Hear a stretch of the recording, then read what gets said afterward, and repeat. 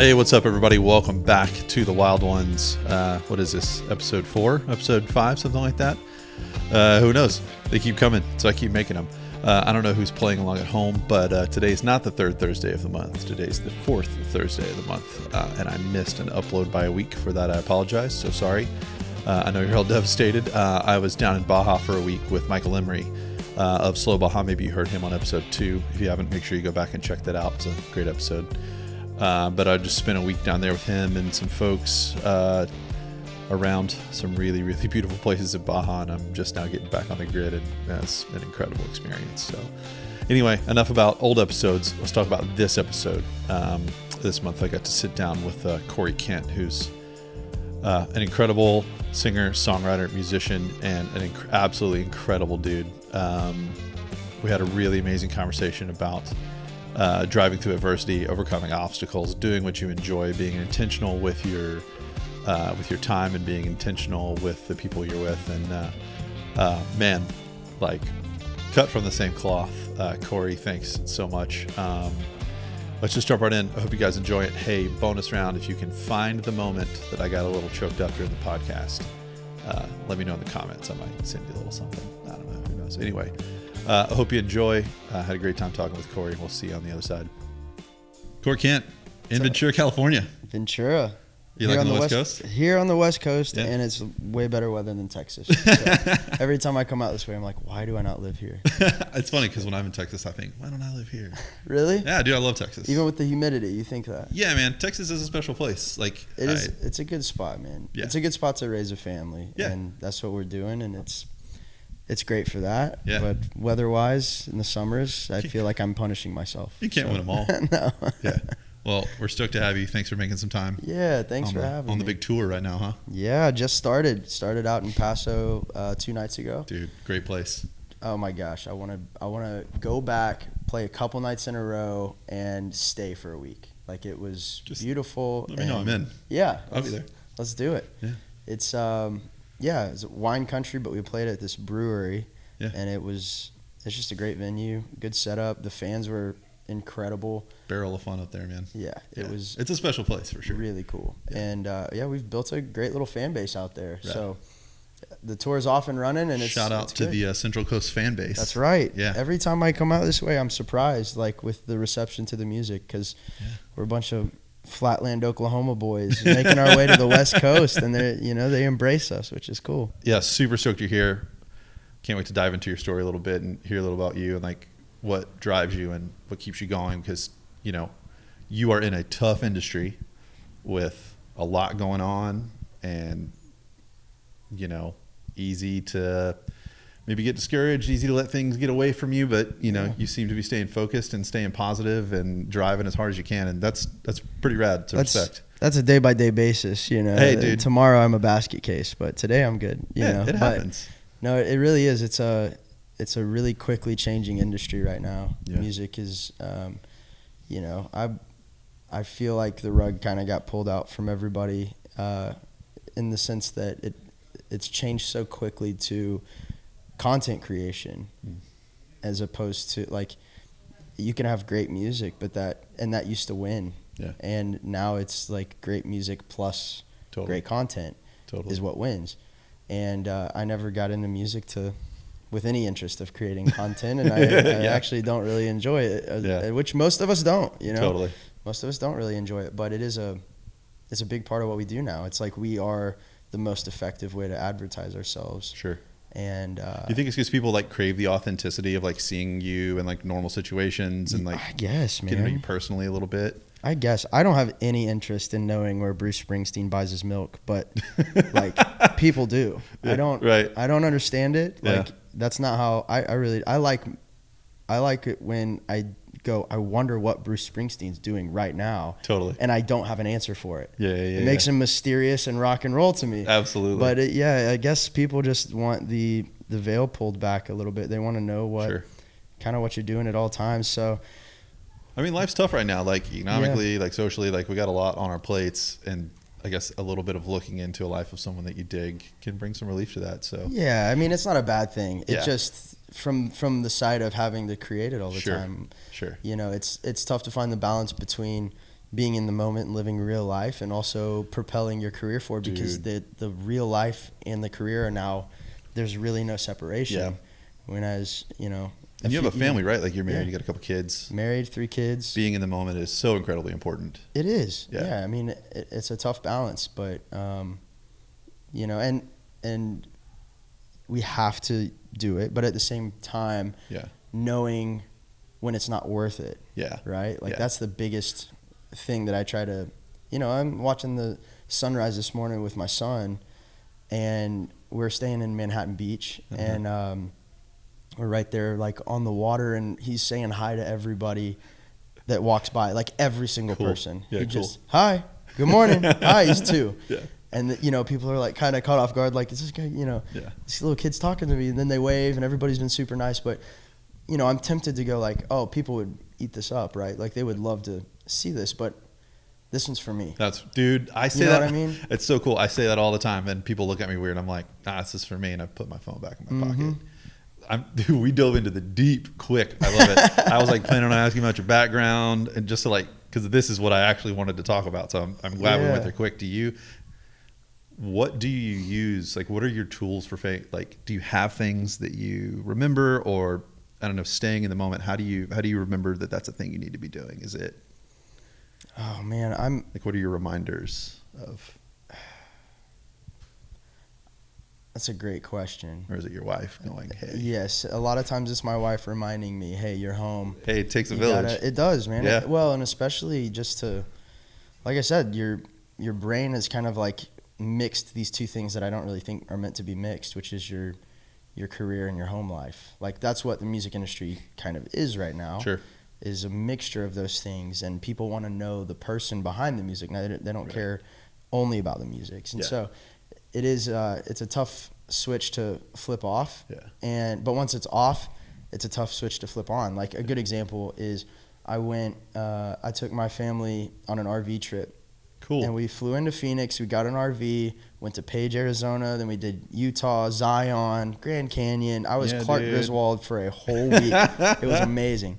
But it was one of those trips where I was like, I went off the grid, and it was really tough for me to get back on the grid after that, because I enjoyed my time so much. Yeah, dude. And I was like, I don't want to go back to the wolf, man. The real world. Yeah, man. It's tough. It was, but I don't know. I think just like carving out intentional time is the best way for me to turn the switch off and to be present, because I can get pulled back in by the ding of my phone, right? And so just knowing that, hey, it's okay for the next 5 days. It's okay if that phone goes off and I don't check it. Is different than if I'm at home trying to be present, but also halfway it's a work day. Yeah. That I'm not very good at managing the in between. So I'm kind of, I guess, extreme personality in that way. It's just I'm either on or I'm off. Yeah, being intentional. That's a great point, and I think it flies. A lot of people just want it to come naturally, but I don't think we live in that world anymore. Mm-mm. Everything around us is built to take our attention away. Advertising, our phones. I mean, it's your mind versus like some of the most brilliant minds in Silicon Valley. Like, I'm not going to win that battle. Like, my simple Oklahoma mind is going to lose, so I got to turn it off. Okay, Oklahoma, let's focus a little bit, because, I'm so glad we dove into the deep stuff quick. I respect that. That's rad. Tell me about your background a little bit. Okay, so I know you're from Oklahoma. You live in Texas now. You moved to Nashville for a little bit. Mm-hmm. What's the basics of your background? So I grew up in Bixby, Oklahoma, which at the time was, we were called by the surrounding towns Hixby. It was, just a small town, corn-fed, white boy football team, just middle of nowhere kind of vibe. Yeah. You had to pass trailer houses to get to the stadium. Yeah. Like, people that would ride in on the buses from other teams made fun of that, right? You get to, and then you passed a few cornfields, and then you arrive at the football field. Right. If you go visit Bixby now, you wouldn't even recognize that description. I mean, it is such a nice town now, and which is great for the community and everything. And we were not very good at football when I was there, and now we're like, they've won like 20 state titles in a row, something ridiculous. You set them up for success. Yeah, I basically, yes, exactly. I got all the bad football out of their system so that they could get to the good stuff. But no, it was a really great town to grow up in. Yeah. Tulsa wasn't too far away. Tulsa's a really cool city that's kind of on the up and up now. Yeah. It was Tulsa's a really cool. dead city when I lived there, like art-wise, the art scene, music scene. But it's really coming back in a cool way. And there is a lot of really cool, rich musical culture there. Yeah. It's like Western swing was a big thing in the Dust Bowl era. They Yeah, man. broadcast it from there, and it was like this thing that lifted people's spirits in a really dark time. Leon Russell had a studio there called The Church. It's the oldest church in Tulsa, and it's still functioning to this day as a studio. Really? That's cool. J.J. Cale came through That's and right, recorded J.J. a lot Cale's of stuff in Oklahoma. Tulsa. Yeah. Clapton came through. Like, Yeah. really cool history. But when I was there, it was dead. So I Yeah. came up, learned about my musical heritage, and then got out. Moved to Nashville when I was 17. As we do. Yeah, I just wanted to get out of this town that I felt like was holding me back. Yeah. Got to Nashville, did the whole like sleep in your truck, crash on buddies' couches, completely like wouldn't call it homeless, but I didn't have a home. You know what but pretty close to homeless. Yeah. I did not have a place to get mail, that's for sure. Anyway, I just kind of roughed it out there for as long as I could and worked my way up, wrote songs with as many people as I could, and started working out that muscle and exercising the creativity and sharpening the tools and getting to know the people. And I had a really interesting path in Tulsa too. I met Garth Brooks. He was retired, living in Oklahoma, in Owasso, which is a suburb. Yeah. And he became a really big, like, influential voice in my life of like, hey, he told me one time, I think you should go to college. I think you should go live real life so you can write songs that relate to real people. Whoa. Don't just go to Nashville. Right. I was like, I got to go to Nashville. So I went for a year, and then he talked me back into going to school. Cool. And I also, while I was in Tulsa, ran into and got to sing with Willie Nelson, which changed my life. Nice. Because he was the guy that was like, you have to write songs. Yeah. He's like, you're talented. You got, but there's a million talented people out there that can sing. You got to write songs.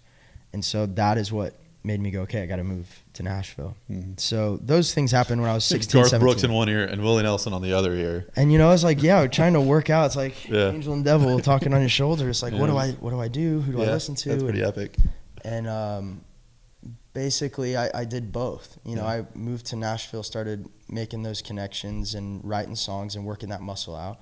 But then I also, a year later, realized that what Garth said was really true, and I wanted to live real life. I didn't want to spend my whole life chasing, success. I wanted to have some stories and have some real friends. Yeah. And I did that at Oklahoma State. Cool.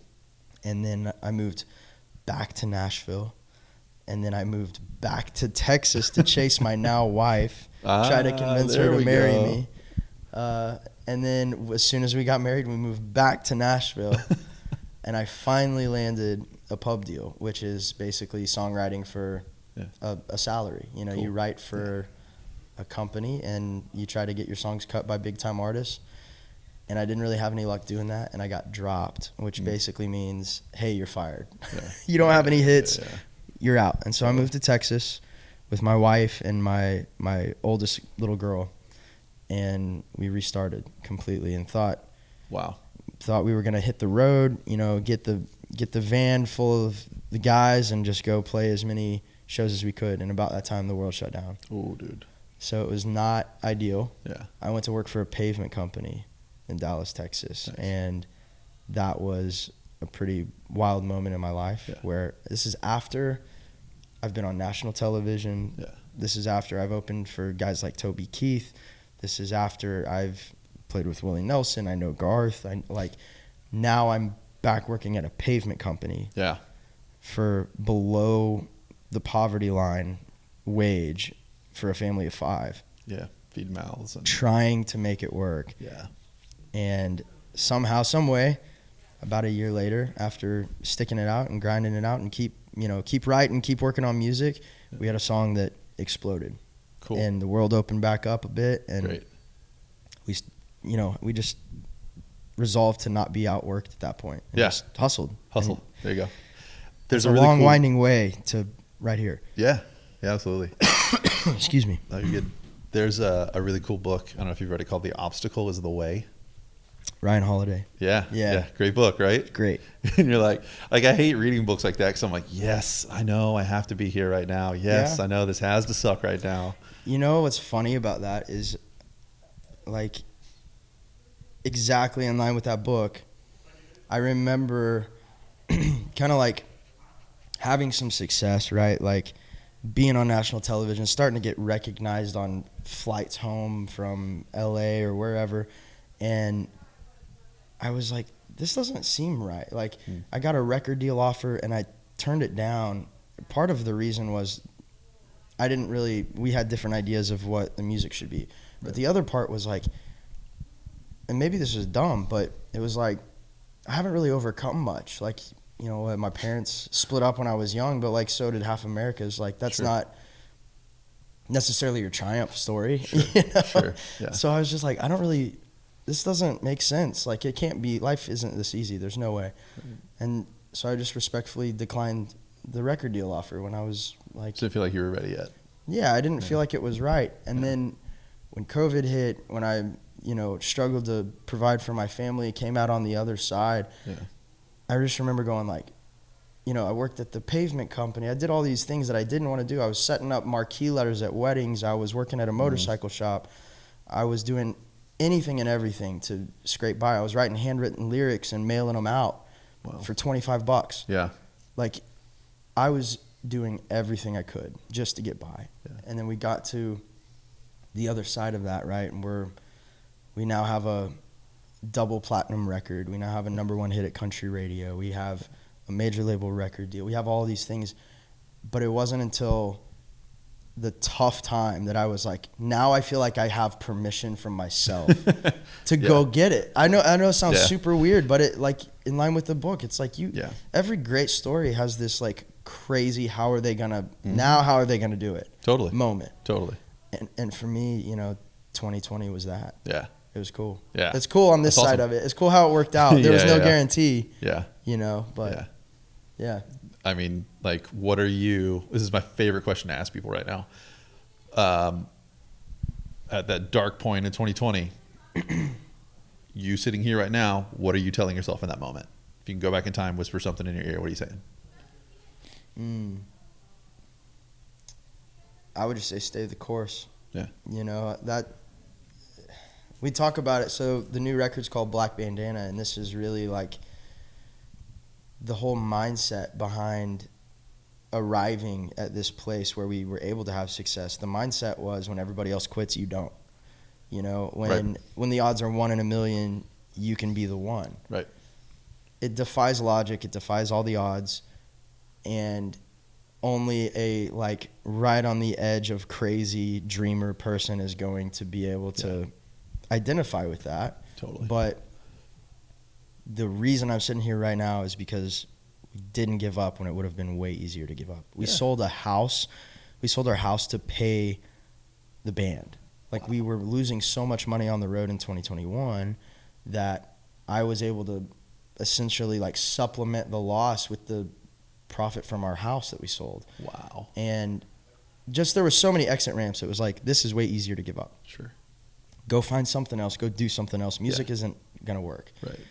And I mean, you were full commit. Like, full commit, full sin. Yeah. It was like, this is going to work. Burn the ships.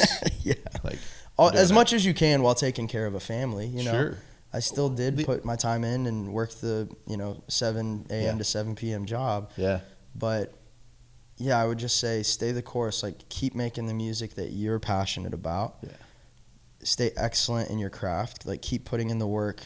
There you go. To provide, but keep putting in the work to be, like, one of my favorite quotes is, be so good they can't ignore you. Keep putting in the work to be good enough that they can't ignore you. Yeah. And just know that, like, if you work hard to be great at what you're doing and you stay ready for your moment, eventually you will have a moment. Like, cool. I really believe that. Yeah. And the only people that don't get the moments are the people that gave up before their moment arrived. I needed to hear that, dude. That's great. Shoot, I'm speaking to myself. Like, every time I do one of these, 100%. I'm like, wow, I wish I could have told myself that, because there were moments where I was like, I'm done, and my wife's like, no, you're not. That's awesome. Shout out to her. And that's the other thing, dude. Surround yourself with people who, like, keep hope on your behalf. That's giving me goosebumps right now. That means a lot. It was huge to me, dude. Cool. I mean, even my kids, they didn't even know what they were doing for me. But my in-laws, like, I was playing at a Mexican restaurant during COVID. Yeah. After all that stuff we talked about, after Garth, Willie, opening for Toby, national television, I went back to working at a pavement company and playing at a Mexican restaurant in Lewisville, Texas, for free Mexican food. Like, it couldn't have it couldn't have dove any harder than it did. And the people in my corner never gave up hope. Like, they showed up to the Mexican restaurant to support me. And that doesn't even make any sense, really. Like, how they could think that somehow on the other side is a number one hit for me. Like, it looked like I peaked for sure. And somehow they kept hope on my behalf, which is huge. Yeah, that's awesome. They just loved you, and they wanted the best for you. Yeah. Even if you didn't have a number one, they're still always going to be coming to that show. Yeah. I mean, that's family. Yeah, I mean, at a certain point, don't you go like, hey, we think he's good and all, but like that ship has sailed. Like, it would have been really easy for them to go that way too. But thankfully, they kept trucking. Yeah, that's thankfully cool. They didn't. And when I needed it most, when I was questioning myself. Yeah. They weren't, so. That's cool. Man, that's such an epic story. I'm really glad. Honestly, I think there's a lot of people out there who need to hear that too. And we were chatting earlier, the world's tough right now. There's a lot of question marks everywhere. It's, some dark times about, and I think, a story like that is going to bring some people some hope and some joy. I hope so, man. Yeah. And that's really what, like, the whole intent of this new record, Black Bandana, was about. Like, it is, I hope when people hit that moment in their life where they're questioning their own dream, their own capabilities, like, for me, that moment was meeting Willie Nelson. Yeah. And him, like, I was about to give up music when that encounter happened. Wow. And I was 16 at the time, but I've been playing in this Western swing band for the last 5 years. Yeah. And it, like, fell apart. Everybody went to college. I was the youngest one. Now I'm going to have to restart. Yeah. That seemed impossible. I was like, maybe I just go back to being a normal kid and get through high school and figure out what's next. Yeah. And then this night happened with Willie Nelson, where he brought me up on stage and I played this song, Milk Cow Blues, this old Western swing song with him. Yeah. And it just set everything back in motion of, like, you can do this. It is possible. It's a long shot, but it's possible. And, something was telling me to keep going, right? Yeah. And I'm hoping what this record is and what Black Bandana means for a lot of people is when they hit that moment where they're like, maybe I'll just take that easy way out. Maybe I'll trade in, my dream for comfortability. Yeah. Hopefully this song finds you, this record finds you and tells you, keep going. One more day. Totally. Keep going one more day. There's also the sentiment, and like I heard this several times, and I listened to the record too, and just from you hanging out with you, is there is the idea of, like, keep going, like, don't stop. There's also this underlying thing in our conversation and in the songs. It's like, it's okay to struggle. 100%. Like, that's like part of the human, that's part of the human journey. Yeah. Like, you're gonna struggle, and it's okay. It's gonna make you better. Yeah, I think so, dude. Like, embrace the struggle. Yeah. And it's hard. It's so hard to do. And you did it very well. Well, I'm grateful to be on this side of it, but I mean, it does. Yeah. I do see. I mean, you don't know anybody's story until you sit down and talk with them. For real. But it is. I do see people who don't realize what they have because they got it so quickly. Totally, dude. And that's not their fault. Yeah. But delayed gratification is the best because you know how hard it was to get to the first tour bus, right? We were in a van for years. We celebrated our first number one hit in a van. Like, I popped a champagne bottle on the top of our red van that we call Rooster. Cool. And when we finally got to a tour bus, it was like, we earned this. Yeah, totally, dude. Like, I have I have no second guessing on whether we deserve to be here right now. And it's because you have been through the hard times and it did, make you full of gratitude and you realize how hard it is to come by, to find that success in whatever it is. But yeah, music especially, it's such a long shot that when you finally get there, you're just grateful. Yeah. Let's pivot to something that I'm excited about too. Okay. We're both excited about too. Not that the story wasn't great, but this is a motorcycle shop. Oh yeah. You ride? Yes. What do you ride? Well, right now I'm in the market for a new bike. I had an Indian Scout Bobber that I sold. And then I had a Harley Lowrider S for a bit. Sick. I have right now I've been putting around on this Honda CB1000. Yeah. Just trying a different style of bike. Yeah. I don't think it's really my thing, but it's zippy and fun. The next bike that I want to get is Triumph Scrambler, because I ride a lot on the street, but I really we have this ranch in Texas where we keep our horses, and my kids ride 4-wheelers and dirt bikes out there, and I don't have a dirt bike, so I'm like, maybe I just get a bike that I can do both. We gotta get you a dirt bike, dude. I know, that too. Maybe I need a street bike and a dirt bike. Yeah, you do. Yeah, you do. Yeah, but the Scramblers seem really fun to me. I think Tom is selling his Scrambler. So I don't know. This might be serendipitous. Tom, where you at? Yeah, Tom, where you at, boy? I just love them. I think they have such a nostalgia to them. Great bike. Triumphs are Triumphs, Porsches. There's a few things that just kind of never change their body style, and because of that, they always look relevant and cool. Yeah. And then also you see 1969 pictures of them, and they look the same. Yeah, totally. Yeah, such an epic look too. And you're like, oh man. We were talking about Steve McQueen earlier. Mm-hmm. That era is just so inspiring, and it's crazy how you can be cool for that long. Steve McQueen is still cool. Still cool. He never wasn't. He never got less cool. He never wasn't. Yeah, he just gets cooler as the legend grows, man. Totally. But yeah, he's actually a huge inspiration to me in terms of viewing what I do. I'm because of Steve McQueen, I'm project out 20 years. Will I be proud of this?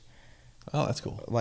Because I think that I don't know if he meant to do it, but I would imagine the caliber of films that he was in, the way that he dressed, he never really was a trendy dude. He was just him, and everything he did was classic and timeless. And I don't know if he meant to do it, but he did it. It was effortless. Everything the man did was effortless, and doing his own motorcycle stunts and car stunts in movies. So bad. Did acting and then also racing. Yeah. It's pretty it just looks effortless. Yeah. It's pretty epic.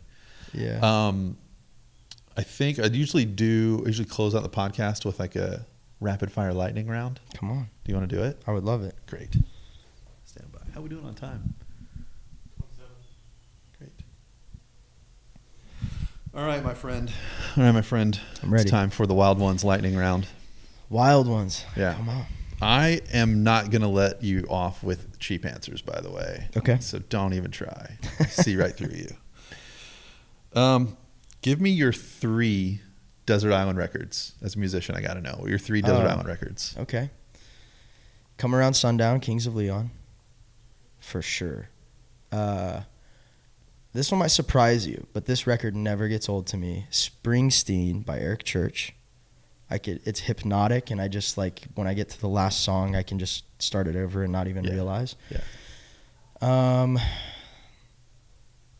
My last record, I feel like I have to go with a live record to feel I like element. that. Yeah. I'm gonna go with the Hell Freezes Over record from the Eagles. Dude, absolutely. Yeah. I feel like it would. Yeah, I don't think those 3 records would never get old to me. Yeah. So those. Copy that. Yeah. Agreed. Great answer. I'm glad I didn't have to crack down. That's great. Right on. Thank you for being honest. What was your first? What was your first motorcycle? My first motorcycle, in my name, was the Indian Scout Bobber, and I rode it for almost 2 years with no other mode of transportation. Nice. My wife had the car. Yeah, dude. And I had this bike. It was during a very broke era. Yeah. Where it was you bonded with that bike. I paid $100 a month for that bike, and Did you cry when you sold it? I actually made money on it, so I didn't cry. Didn't hurt that much. But now looking back, I'm it was in that era where you could buy a bike, ride it for a couple years, and then sell it because the prices were so crazy during COVID. Yeah. So I had ridden it a few years, and then COVID hit, and then I was like, I'm going to sell this thing and actually make money on something. Cool. So I did. Yeah. And then I was like, there's no way it'll keep going up in value. Yeah. And then if I wanted to buy that bike now, I'd lose another $2,500 to buy it back. So then Alan Jackson's family bought him his original car from when he was 16 years old. No way. Like in the 90s as like a Christmas gift. Wow. So if anyone from your family is listening to the podcast, this might be a hint. I think it's probably in the DFW area, so we can narrow it down. It's a black bobber. Hopefully we can find it. Hopefully we can find it. Internet, do your job. All right. What is your one like tour, like ritual, vicey kind of thing you need to keep yourself sane on the road? That's a good question, actually. What I'm learning that I've never been good at is sleep. I have never been good at going to sleep early or taking a nap. I just can't, dude. My body, my mind is always going. But recently, I ran into a few weeks back, I just about lost my voice. I had to go to the ER, get a steroid shot to finish the show. Jeez. And I looked back on like the moments leading up to like, hey, what caused this? 100% exhaustion. It was like very evident. It was multiple. Well, it was multiple like 3:30 a.m. lobby calls to get to the airport for your 5:30 flight. It was multiple nights, like probably 1 out of the 7 nights that week, I got more than 4 or 5 hours. Wow. And so grinding. It was just it was just apparent. So what I'm learning is I have to get sleep at all costs, like even at the cost of being more productive. Dude, got to take time to sharpen that axe, man. I gotta be okay, like physically. Heard that. Got to take care of the old meat suit. Yeah, that's right. Meat suit's great. The old meat suit. A place in the U.S. that you haven't seen yet, you always wanted to, and you're going to ride while you're there. Like, you got any bucket list U.S. rides still?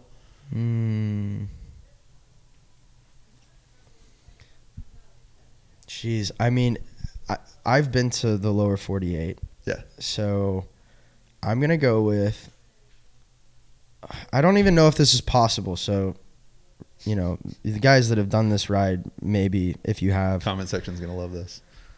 I would love to ride through Alaska. Oh, yeah, dude. Can you do that? Like, the streets are clear enough for you in the summertime to do that? Yeah, and you get so much daylight. Like, ship a bike up to Alaska and ride back to the States. Like, that would be incredible. Yeah. But I think it's the only state I haven't been to yet. Oh, cool. Yeah, I've been to Hawaii, been to everywhere else. Yeah. Played shows everywhere else, but Alaska, never been to Alaska. It's wild. I mean, it's the last of the. Yeah, dude. I would love that. Yeah, I think it would be very like untouched, which is what you want when you're riding, right? You want to see as much nature as you can. I always think about that when I'm riding. It's like, man, what did this place look like before people even got here? Mm-hmm. You know what I mean? I feel like you can get up there and you can still feel that spirit. You know? Roughing it. I like it. Yes. Let's see.